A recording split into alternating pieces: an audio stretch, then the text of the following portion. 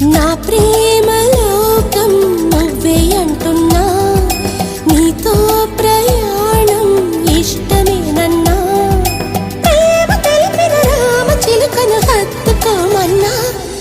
చెప్పాలనుంది చిన్న మాటైనా, ఆగనంది దాగనంది లోలోన, ఇన్నాళ్ళ నుండి ఉన్న మాటైనా, ఇప్పుడేగా చెప్పమంది ప్రేమైనా.